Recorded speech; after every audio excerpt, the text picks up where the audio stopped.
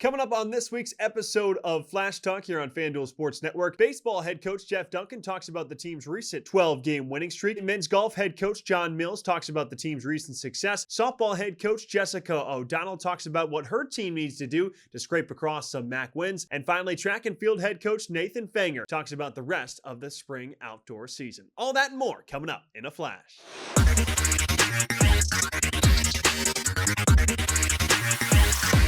Welcome into Flash Talk, joined alongside Kent State baseball head coach Jeff Duncan. Coach, your team's recently coming off a 12-game winning streak, was the second longest in the country for quite a bit of time. What can you say about that little run there? The biggest thing in that 12-game winning streak was our pitching staff. It went from giving up 7 to 9 run, 9 runs in a game to 3 to 4, 1 to 4 sometimes, just a really good job by our pitching staff. We've been lengthening our starts, getting good starts from our Friday night guy, Gavin Jones, and then Jake Bean, who's been really outstanding on Saturday.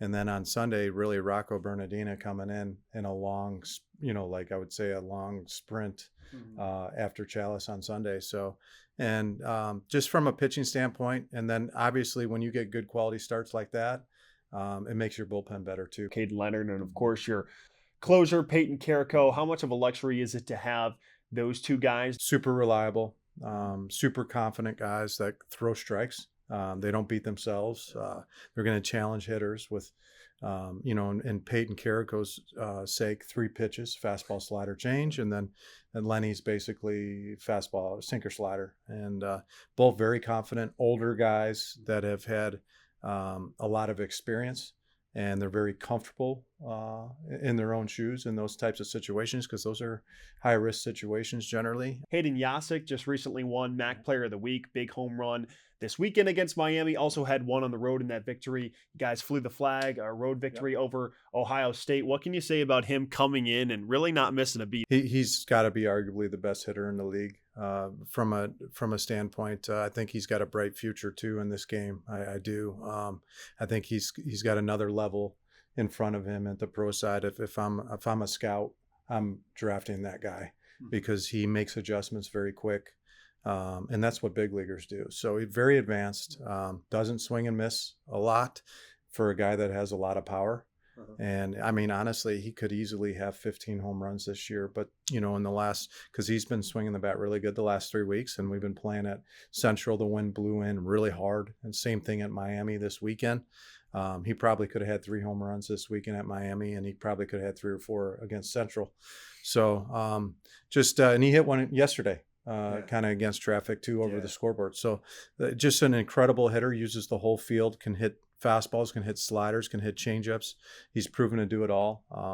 And he's a run producer. Obviously, I don't know how many RBIs he ended up with this weekend, but I know in the last 2 games he's had 8. 2 straight MAC Players of the Week. The week before, Luke Matthews, who came back from injury about, let's say, 3-4 weeks ago, almost a month ago now. What can you say about bringing him in? He's kind of like our quarterback on our team, just from a defensive standpoint. And now he's leading off. He's starting to lead off the last 2 games, and he just has he's just a really good baseball player, a guy we got from California, and great recruiting story over the summer with him. But just an incredible player, high energy, very good leader. And just there's certain players that make people around them better, like Dustin Pedroia and those type of guys, and he's one of those guys. You've called it Scooney Magic. How important is it that you take care of these series at home so you guys can stay in contention for the regular season title? We're heading into the second half of our conference season in a really good spot. Obviously from a team standpoint, we take things one day at a time, and like we call it the championship process, and our daily process of how we're going to attack each day from a baseball standpoint. But from a whole picture standpoint, I think it as we're looking into the second half, our goal is to earn a bye in that tournament, I think, and ultimately, because obviously in a 6-team tournament, getting that bye is I think important.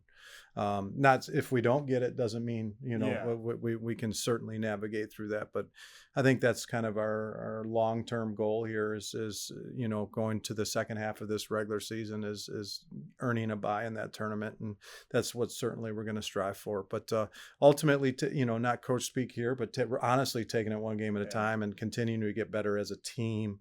And that's something that I'm very proud of in our program right now, as I feel like from the beginning of the season to now is we've improved so much, and both offensively, defensively, and pitching wise. So, and we want to continue to do that. I think the sky's the limit with this team.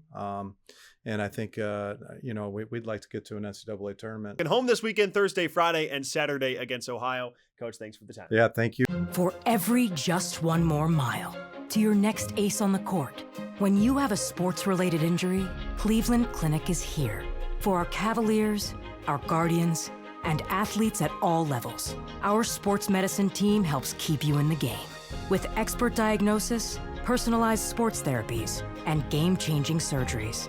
For every injury, for every athlete, for every care in the world. Cleveland Clinic. Today, the world could use a little more understanding. Understanding nurtured by shared values. We come together at Kent State. Different dreams, different viewpoints, united by purpose. Preparing to make a difference in our divided world. Wherever you are in your life's journey, come learn with us. Begin at Kent State. Joined on Flashtalk by Kent State men's golf coach Jon Mills. Coach, appreciate you joining me. You've had 3 tournaments so far this spring. You performed pretty well in every single one of them. What gives you the confidence moving forward that you guys are going to compete for a MAC championship? Yeah, I've been very happy with the way the guys have played. Mm-hmm.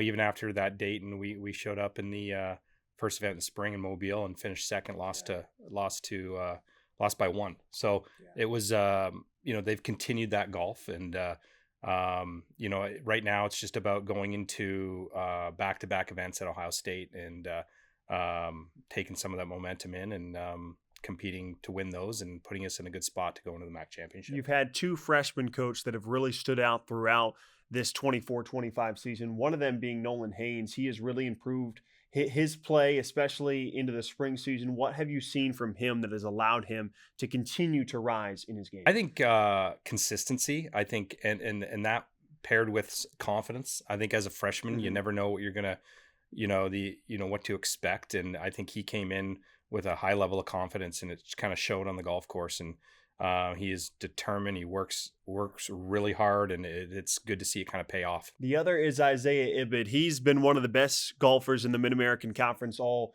year long. Did you envision this type of success for him when he came in as a freshman? I'd like to think so, but again, you never know with freshmen, and they come in and they're kind of experiencing some new things with college golf, but he's adapted very well. He looks very comfortable on the golf course in these competitions, and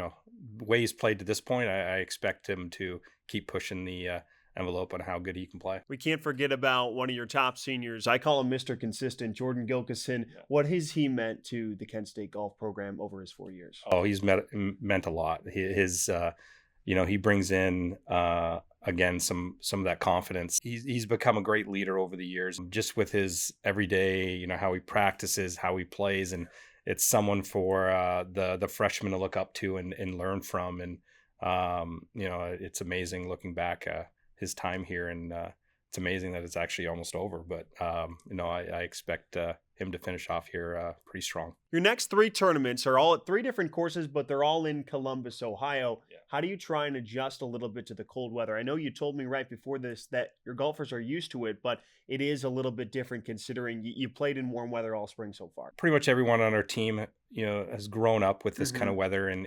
obviously being here, playing in late fall and even early spring here. We've played a lot of golf around this area to this point, and I have no doubt that they'll be ready and prepared for that. And Ramiro being from Argentina might be the only one that's not really used to it, but he's played enough already in his first year here. So I'm expecting them not to, if anything, that'll be an advantage for us. Speaking of guys like Ramiro, how important are those fourth and fifth guys? We talked about Haynes, we talked about Jordan, we talked about Isaiah, but guys like Bryce Reed, guys like Edvin Backstrom, when it comes time for the MAC championships, for those guys to perform well so you can get back to the top. That's the great thing about our team right now. It's throughout the entire lineup. Any of those guys can go out there and shoot mid 60s. And, someone like Bryce has kind of, shown that over the years, and he's playing pretty good golf right now. And, you could throw him into that kind of second spot if you really needed to. And, but and Edvin has gotten better this spring, and he didn't have the greatest fall, but he works hard, and now he's in a point where he's battling for the lineup and in the lineup. So it's nice to kind of see him evolve, and I expect all those guys to be competing and still at the same time rooting for each other. So what is the preparation like from tournament to tournament in terms of practice? As people might not know as much about the routine of, say, a collegiate men's golf team. Yeah, it's interesting. Obviously, it's always about preparing for the next event, and as soon as we finish an event, it's all about, okay, what's the course we're playing next week, and we look at every hole, look at shots you're going to hit off the tee, and we prepare practice like that. It's all about playing the golf course. They'll be on the range visualizing every shot that they're going to hit, and but it always kind of revolves around the golf course and preparation. And this week we're doing a lot of wedge work and short game stuff to prepare us for Columbus Country Club. Tell me about your confidence level moving forward into your last three tournaments. I assume it's pretty high, because these last three tournaments, you haven't just played against any teams, you played against some of the top teams in the country. Yeah, and I think that just gives them a lot of confidence. I think it's they are as ready as they can be, and we're hopefully kind of dodge some weather here the next few days and finish off our preparation, but they will be ready, and excited for what the next 3 weeks will hold for us. But that is probably the coolest Kent State hat I have seen. You like that? During my time here. That's I Kent appreciate State it, yeah. men's golf head coach Jon Mills. Coach, good luck the rest of the way. Thank you. I think you can do so much from traveling the world. So many people just stay in the box that we live in. The study abroad program at Kent State made it clear what path I should be taking. Experiencing the different classes, to experiencing the art and the buildings and the culture. I'm just hoping to take back everything I've learned and be able to apply it into whatever I do in the future. Kent State has basically helped to set up the vision for the career that I want to be able to go through.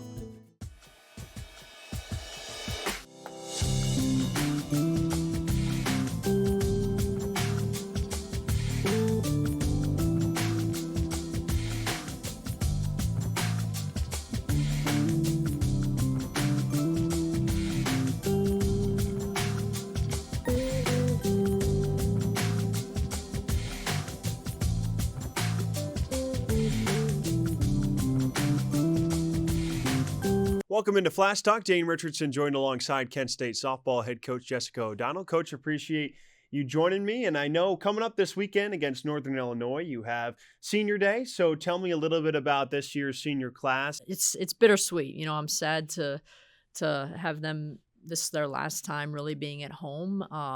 But they've done so much for the program and help us grow so much. I start with Delaney Robeson and Savannah Wing. I mean, when I came here, they were juniors, and I've really seen so much growth from them, not only as a softball player, but from a person and a leader.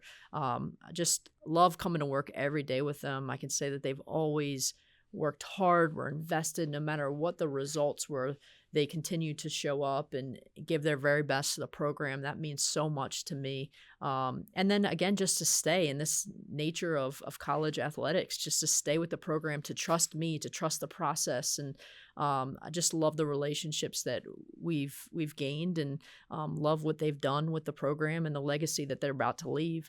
And then we have Katie Jo Murray and Delaney Nagy, who both transfers that I'm sad that I really only get a year with them, but they've certainly come in and just helped grow the program from a sort of just learning and being able to teach the younger student athletes. You were right on the cusp this weekend of getting a couple wins against Central Michigan, one of those hitters that had a nice weekend. Megan Clairhout had hits in all 3 games, multiple hits in that doubleheader. What can you say about her? Her mindset, she is so locked in when she comes to that plate, and she makes such great adjustments pitch to pitch, which I think is really special and has shown her maturity in this game. She's only a sophomore for us, so for her to come out the way that she did, and again, she's playing a position she has never played before in second base for us right now. So I think it's been super special to have her step up, play a position she hasn't played, and be asked to step into that lineup role and produce consistently the way that she has. It's been really special, and I think it's really been a spark plug for this team offensively. And it's like every time she comes up, I'm like, something good's going to happen here, just for how locked in she is, and she's from Michigan, so I think it was special for her to produce with her family and friends there in the stands. So that was something special, but just really impressed with her, and again, that we have 2 more years with her to help develop and grow our program. What are the biggest things you're looking for this week at home to capture some MAC wins? I think just keep fighting, keep fighting and refuse to lose has really been the mindset. I'll say offensively, I'm just so proud of our grittiness out there. They're in every game. Every game we're in and we're fighting, and we've had opportunities at least half of the series that we've played so far. We're in these games and we've had opportunities with runners in scoring position, with 1 out or 2 outs, just to keep battling up there. And we're really close to breaking that open and just making something happen. But I think confidence is a big one, believing that you can do this and we can win these games. I think it gets a little bit difficult as you start to really grind into this heart of the season, this second half of the season, and just keep fighting, keep battling. Eventually this is going to break, and we're going to break this thing open. And I believe this week can be that week for us, but we just got to keep believing, keep working, keep fighting, and trust the process that we've been putting in. We also know you're very excited about next year's recruiting class coming in. So lastly, can you tell me a little bit about how many players you got coming in? Yeah, we have eight amazing student athletes that are coming in, freshmen. They're all coming from winning programs, either travel ball or high school or both. And I think that's really a big key for us, is let's get players that have experienced that championship level environment, which is where we're trying to get to, and knowing what it takes to get there. So we got power, we got speed, we got pitching, we have catching, we have everything, coming in, which is super exciting. But the ability to take our current team and have them lead and walk these freshmen through is what a great environment that we have, and situation that we're in, that we're finally starting to see our pieces come to life. Kent State softball head coach Jessica O'Donnell. Coach, good luck this week at home. Thank you. Coming up this week in Kent State Athletics, brought to you by KSU Ticks. Baseball is back in Schoonover Stadium Thursday, Friday, and Saturday for a 3-game MAC set against Ohio. On Friday and Saturday, men's golf takes part in the Robert Kepler Invitational hosted by Ohio State. Men's and women's track and field is in a 2-day invitational at Baldwin Wallace. On Saturday, softball starts a 3-game set at home against Northern Illinois with a doubleheader on Saturday and an afternoon game on Easter Sunday, while women's lacrosse travels to Robert Morris for a 12 p.m. first draw on Saturday. On Sunday, women's golf starts the MAC Championships, a 3-day event in Muncie, Indiana, as they look to win their 26th consecutive championship. On Monday, baseball is back at home for a 6 p.m. first pitch against Washington and Jefferson. And finally on Tuesday, softball takes the short trip to Youngstown State for a 3 p.m. first pitch. As always, you can get your tickets at ksutix.com. If you want more information on your favorite Flashes teams, visit kentstatesports.com or visit the Go Flashes app. We'll be back with more right after this. When it comes to reaching your goals, having the right support can make all the difference. That's why we trust Green Lending, Kent State Athletics' exclusive mortgage partner, to help you achieve your home ownership dreams. Just like on the court, everyone has a role to play. With the right teammates, any dream is possible. Green Lending is here to be that support to help you make those big moves in life. Visit greenlending.com and let Green Lending help turn your dreams into reality. Green Lending, helping Golden Flashes achieve their biggest dreams on and off the court. The Army was my home, and I loved it. It gave me a lot of opportunity. Kent State has been probably the most friendly when it comes to veterans. So far, I'm 4.0 student. Most of it's been because of the help of the professors. Now that I'm older and I want to learn, I feel like I'm learning more, faster, and it's a lot more fun. Joined on Flash Talk by Kent State track and field head coach Nathan Fanger. Coach, appreciate you joining me. And we're really in the thick of the outdoor season now. We talked a lot during the indoor season. You come off a nice meet that Duke hosted, and you had a couple of relay teams that did really, really well. Top 10 in school history. Yeah, we've got some really fast legs. I mean, right now, it's early season still, yes, but they could, that whole team right there is put together well. Fast guys and fast girls.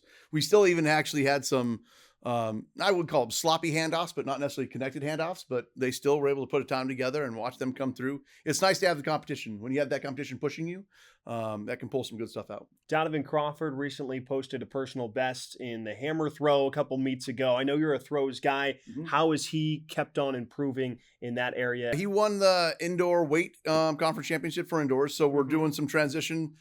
Still putting some stuff together. It was a 4-turner in the weight, was playing with the 4-turn quite a bit outside, but we switched to a 3-turn lately. And that seems to be a little bit more dialed in for his technique. Hopefully see him over 60 meters soon. Today at practice, we were on the light ball and screaming that way out there. So hopefully good things in store for him as well. Can you sort of separate the differences between, the hammer throw, the weight throw, and some of those other things and those events? The weight throw essentially is 16 inches. It's 35 pounds, and it requires a lot of brute force. You can be kind of untechnical, but you can get away with some stuff because it's more of a muscle. It's similar technique in the hammer. We do the same footwork, but the hammer is much longer and it's only 16 pounds. And so we're outside looking for throws, 60-meter range, 65-meter range, and just the speed component is quite a bit different. So there is a transition. We always deal with going from inside to outside. It's almost like running a 100-meter dash or a 400 or an 800. Sure, your feet are coming in front of you, but one's coming in front a lot faster and one's kind of tempoing it. So even though they're the same thing, they do have their differences. Someone who's had to not only put forth a lot of force, but speed, everything. Aiden Bath in the decathlon, he's been performing quite nicely. He's got a shot at possibly going to Eugene in the NCAA National Championships. That's all the way in June. What have you seen from him that's allowed him to be so successful? It's maturity. He's another really good team leader. I enjoy watching him lead that multi-group and in some of the jumpers. It's just how confident he can step out. Once you've done an event several times in a row, you get a feel for what's going on, and he has 10 of them to do, obviously. His mark this past weekend was, we're hoping it maybe holds on for the top 24. It's different than the regional system. In the regional systems, we have to go qualified to get out. The multis, they are off a descending order list. So the top 24 automatically advance into the national championships. And right now he's sitting 15th. So will that mark hold on? Possibly. He also will be doing another multi at the conference championships, and look forward to seeing him improve in there, I think, hopefully. For athletes like him and other decathletes, male, female, how is the preparation process maybe a little bit different, knowing that he has to prepare his body for so much strenuous activity and so many different events at any given meet? That goes back to fall training. It's like how you condition yourself, right? I mean, everybody conditions a little differently. Like the cross country team might be running miles, like 70 to 80 miles, right? Because they're conditioning. The multis, they're, some of the best athletes in the world. You've got to be strong because you're throwing the shot, the discus, and the javelin. You've got to be able to be poppy because you're doing the pole vault, the high jump. You're going over hurdles, and you've still got to run a 1500. You've still got to run fast, the 400. So there's so many different components on being in shape. But they do it well. Mike has disciplined them, that group right there, girls and guys multis, to be in condition and be at the right peak at the right time. We talk about peak quite a bit, and that is a big process for them as well. You got 10 events, so if you falter in one a little bit, that you can make up the others. It's just, you don't necessarily have to be great in everything. You have to be pretty good in everything, and if you put a pretty good in everything together, things work out. As we look forward to these next couple of meets, what do you think your team, whether it's the men or the women, could improve on the most before you guys get to the MAC championship, so you guys can perform at the highest level there? I think it's weather. It's tough. Oh my gosh, we were in pouring down rain, and we've been to Slippery Rock, we've been to Duke, and it's been quite a nightmare, to be honest with you, right? We just need some warmth. I think that the more we practice in the warm weather, then when we get to a meet, we're more confident. So the better practices come, the easier it is to compete. So I'm just hopefully get some weather here in the next couple weeks. Warm weather and some fantastic track and field athletes. That's track and field head coach at Kent State, Nathan Fanger. Coach, thanks for the time. Thanks, man. That'll do it for this week's episode of Flash Talk. Make sure you tune in next week as we preview the home stretch of the spring athletics season. For our entire GFTV studios, for Ethan Lachinsky, Justin Spots, I'm Dane Richardson saying good night and go Flashes.